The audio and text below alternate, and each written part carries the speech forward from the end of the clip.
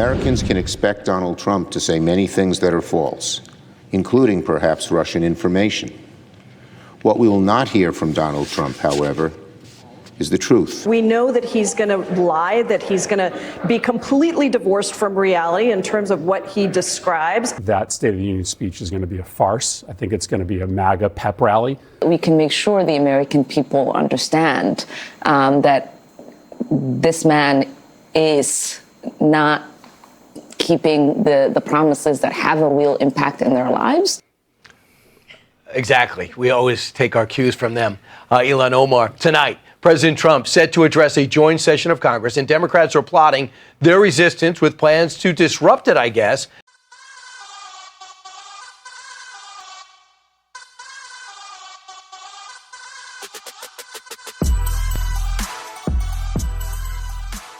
White House Press Secretary Karoline Leavitt joins us right now in studio.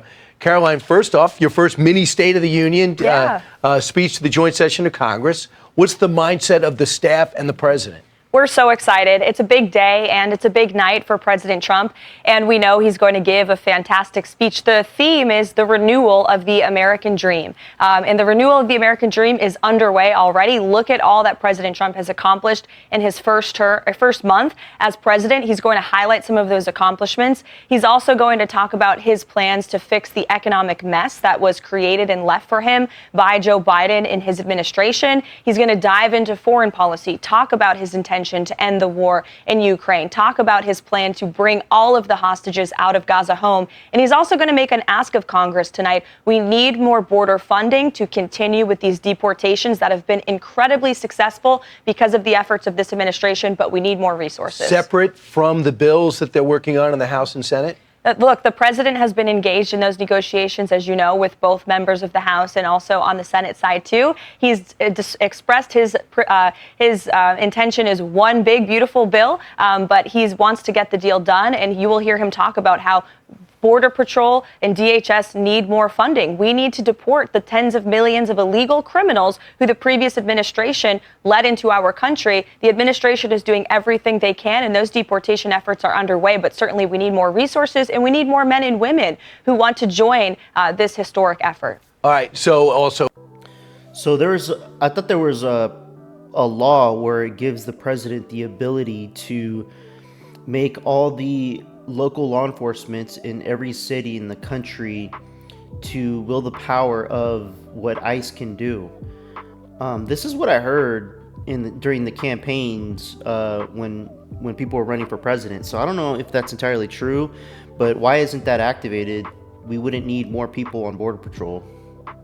So you have recruiting up. We get those numbers in December and January. That's got to be encouraging. For immigration. But tonight at the speech itself, there's going to be some special guests, some of which you can reveal. Yeah. Looks like the First Lady will have a big roster, including Stephanie Diller. Yes. And that is one of the themes. People, law enforcement whose spouses lost their lives in the line of duty. Yeah, the First Lady will be in attendance tonight, and the guest list that she put together and President Trump put together is phenomenal. There will be everyday American heroes in attendance. Stephanie Diller, whom you mentioned, who lost her husband in the line of duty at the hands of an illegal immigrant. You have Mark Fogel, who, of course, because of President Trump's Peace Through Strength efforts, returned from Russian captivity. Corey Comparator, who lost his life protecting his family in Butler, Pennsylvania. You'll also have an auto worker. You'll have a steel worker, and you will see exceptional Americans with great stories. President Trump will be telling their stories. Right. I know you mentioned Elon Musk will be there. Yes. Staff advisors will be there. The secretaries will be there.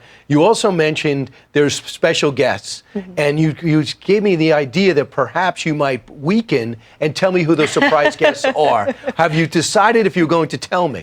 I have decided I am not going to tell you. I will let President Trump tell the country later. But there are going to be some very special guests that the president will reveal in his speech. And I also want to mention there will be the mothers of Jocelyn Nungare and Laken Riley, who will be in attendance tonight, who, of course, lost their daughters at the hands of illegal migrant immigrants. And that's what part of the reason President Trump is working so hard on these deportations, and why Congress and Democrats need to get on board with this effort, because the vast majority of Americans are supportive of it. The border's almost virtually shut down. No one expected this type of success, even better than the first time. So now, yesterday, the president announced a pause in Ukraine aid. Could a call from President Zelensky today change that?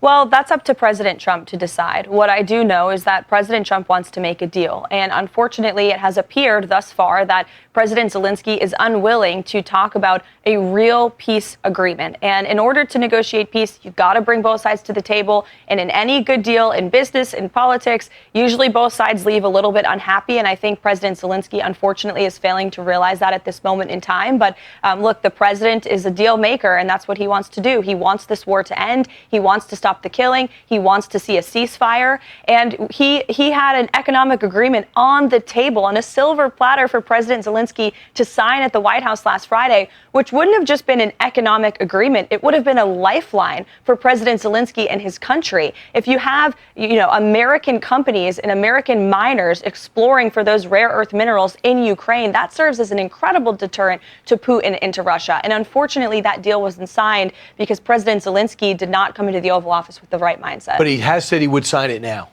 Well, we'll have to see. Okay. Carolyn, I don't know when you rest because I saw you last night and then I'm watching you today, but you look wide awake and you're ready to go. Are you liking the job? I love the job, and I'm looking forward to the speech tonight. Everybody should tune in. It will be must-see How long TV. will it be? About an hour, but who knows? It could always go a little bit longer. We have great guests with great stories to tell. Does the president worried about disruptions? No, I don't think we're worried about that. I think, frankly, the Democrats should think about if they should stand up and applause for some of the things President Trump will be talking about. He's bringing common sense back to this country. Look at Democrats yesterday. 45 Senate Dems voted against keeping men out of women's sports. How can you be against that when 80% of the country is for it? So it is crazy for them to reject what the House you'll passed. hear a lot of common sense tonight. Caroline, thanks so much. Every time you speak, I hear common sense, and you Thanks, seem to. Brad. Democrats are all about pedophilia. That's why. Everybody in government that's a Democrat is all about pedophilia. I mean, there is no other way around it. Why would you vote against it? Why would you want transgender to be in women's locker rooms and in sports and to just take away the dignity that women have, trying to compete and be the best version of themselves against other women, not somebody that's pretending to be one? Let me know what you guys think in the comments below. Like and subscribe. I'd appreciate it. And I'm probably going to follow up on watching the address tonight at 8 o'clock. I think it's 8 o'clock p.m. Eastern time. Let me know what you guys think in the comments below.